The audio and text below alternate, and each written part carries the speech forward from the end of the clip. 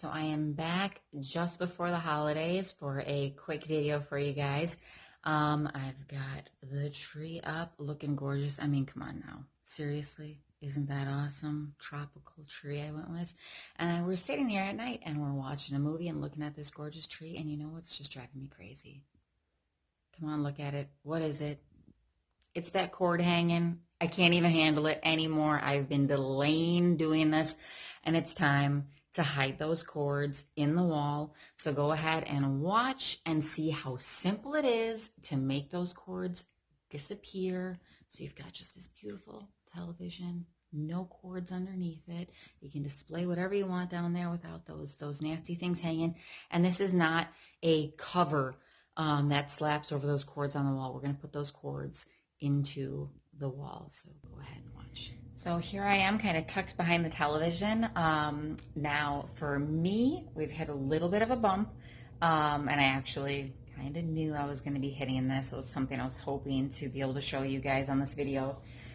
When you are checking for the studs, obviously you want to check across. So you're checking for any vertical studs, but you also want to run it horizontally. And what you're doing is you're checking for any fire blocks. Now, our home is new enough that we do have fire blocks in our wall. And what that means is that I don't have a straight drop down of the wires through the wall. It's going to hit a beam as it goes down through. So the ways you can handle that are you can go ahead and drill a hole underneath the beam to run your wires if the position of your television allows that, or if you want to move your television to allow that. We don't want to move our TV. Our TV is above that fire block. You know, the whole point of this was we want to get that clean wall and have everything where it is. So what I am going to be doing is I am going to be drilling through the fire block. And depending on the positioning of your hole that you're using to run the wires, you can potentially use that hole in the wall to drill down through. If it's too far, you might need a flex drill bit to reach it. I will tell you, flex drill bits are tricky to use. You can pretty easily drill through your wall and miss that fire block altogether, but with a little bit of practice, you can do it. Let me go ahead and show you what we're looking at over here behind the television. Okay, so it's hard to see, but right here is where I have my line where the fire block starts. And as you can just kind of tell by scanning, that is going to be where the TV lines up. So we need our hole to be above it if we want to avoid moving the television. Let me show you the kit I'm using here too. Because I am doing electrical, I want to plug in the television up top here. You do need a kit that has the electrical attached and runs the wire through the unit down, just for safety's sake. Otherwise it's a fire hazard to run a cable that is electrical through the wall. So use something like this. To put the hole in the wall for that, this is what I'm going to be using, and what my plan is. Because just slightly above that board is concealed by the television, I'm going to be drilling the hole here and then using the hole I drill as my access point to go ahead and drill through the board, through the fire block, so that I can run the wires all the way down. Now, if your hole in the wall for where you're going to run your wires is too high, let's say it's up here, what you would do then is you would cut an access hole. It's called a pumpkin cut, and it's basically a U shape. So you cut down across right at the top of where the board is and up, and then using something gently you would pry that up to make a little bit of a flap, and you could use that as your access hole to drill the wall and then patch it up after.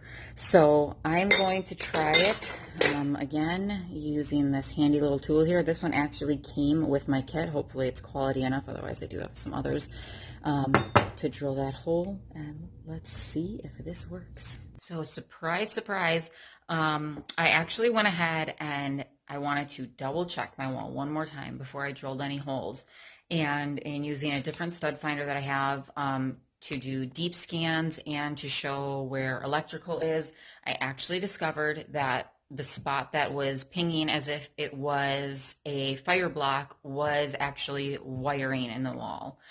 And that the fire block was up higher. So this put me in a unique situation where I actually ideally would have liked to have put the hole a little bit higher, but hey, I couldn't now anyways because that's where the fire block was.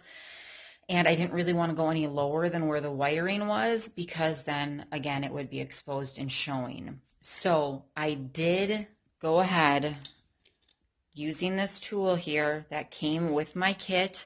I went ahead and drilled the hole where the wiring was. Now, let me really caution that. I have drilled near wires before. I have done electrical stuff before. I know a lot about it and the safety to do it. I don't recommend it if you have never done it before. If you have, or you've researched it, you learned, you know, you're safe doing it, or as safe as you can be doing it, really. I mean, you're always risking a little bit when you deal with electrical. Like I said, it's not something that I really recommend. I will tell you that when I did this, I went ahead and made sure that I was drilling. I mean, I knew the density of our wall, so I knew how thick our drywall was. I made sure that I was just pushing through that drywall and not pressing any deeper. I then went ahead and used a blade to go ahead and cut the rest of this. Let me show you. Okay, so you can see, I believe you can see, there you go, the wires right in there. So there's nothing down, but up there is a board. So I went ahead and I made sure that I was just pushing through the edge of it there to get a good cut. After that, I went ahead in, sorry, I'm shifting on you. I went ahead in with the blade and cut around that edge. To go ahead and get that piece out. And then I very carefully pried it forward and out. So I said it's not something I recommend, especially, I mean, look, I'm literally like right over the wires, but if I would have gone any lower, it would have been exposed under the television. And if I went too much higher, I would be hitting the board right here. So I guess I did have a little leeway, but I was going to tag a wire either way. So now I will go ahead and try to get this camera propped up here to actually show you guys how to install the kit. So I couldn't find my phone stand, so we're doing it like this for a minute at least, and then I'll just kind of show you what each step looks like as it's done. So the unit that I got has this faceplate. What you do is you're going to take that off. And it's going to look like this. This is the port that you're going to go ahead and feed all of your cables through and then down into the wall. And then you'll see these screws on here. When you tighten these screws, these little prongs here are going to expand out, and that's what's going to go ahead and keep it secured in the wall.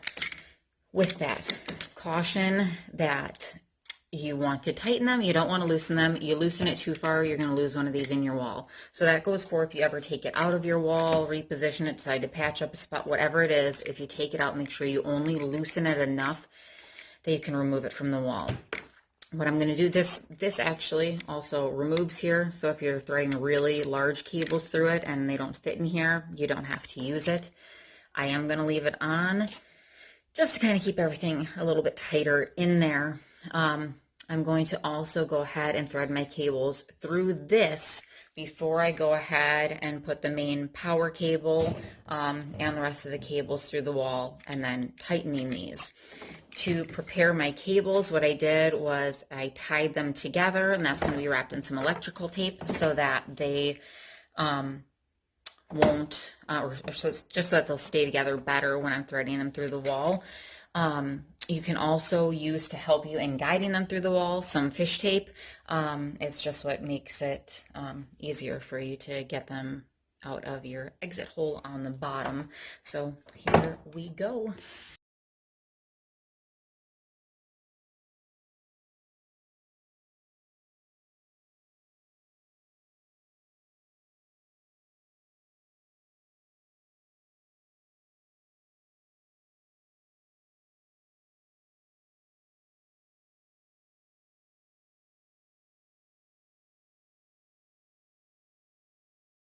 So I went ahead and all of the cords are running down the wall. They are threaded through the port here, running down the wall and out the second hole that I drilled back here, out my exit hole, along with all of my drywall dust.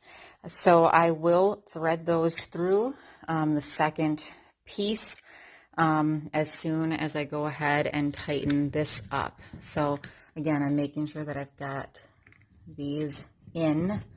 You want to have your outlet plug the right direction. Make sure you stick it on in there. I'm going to need both hands to do this, but once I get this in, I'm going to go ahead and screw those in, which is going to again make these expand out, locking it in place.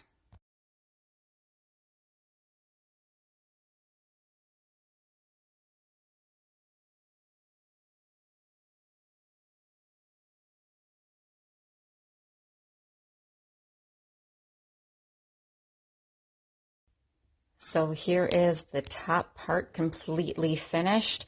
Well, I still have to plug in the television there, but I'm not going to do that until I have everything set at the bottom.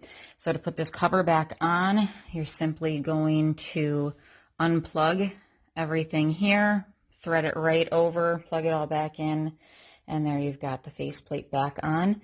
So next I'm going to pretty much repeat that same process down here, threading them through, screwing on the piece, and then plugging in the main power cable to the outlet. So the bottom piece that's going to actually connect to your home electricity looks a little bit different. I mean, it really looks the same, except you're missing that outlet there. The reason is because you need the power source from the wall and then to run it over. What you're going to be doing, if you remember, there was the cable that came with the top piece. You unscrew the back, it slides right in there. You screw it back on and then go ahead and mount it on the wall. From there, you're using a separate power cord that is included to plug it in to the unit and then over to the wall. So I'll show you what that looks like when it's pieced together. Okay, bottom plate is on, cords are through. Okay, this is what it looks like when the outlet from the top is threaded through. Here is the extension. I'm going to plug that in, and then definitely need to clean up these cords back here. But then I'm just plugging this in right there. I'm going to go ahead and plug in the television cord, and then I will show you what this all looks like. And now when we're looking at that tree and watching a movie at night, no cables hanging. I love it. It looks incredible. I will tell you, when putting the cables through, I thought a couple of my cables were going to be long enough to make the reach, but they weren't, so I had to move a couple of my components around so that everything would work. I'm actually ordering extensions so I can put things back to where they were, just because it worked better for us like that. But really happy, nice to be able to just see this as like an entire cleaned up area and nothing there. So like I said, really easy, guys. I mean, seriously, the whole process, drilling the holes, putting the wires through everything, it took me about 20 minutes. So I would gauge, you know, kind of figure between 20 to 45 minutes, especially if it's a new thing for you. But yeah, right? It looks so good. So do it. DIY. It's fast. It's easy. I will go ahead and link up the kit that I used. I did a lot of research into them to find the one that I figured was going to work best. So I highly recommend it. Like I said, really happy with it, and give it a try.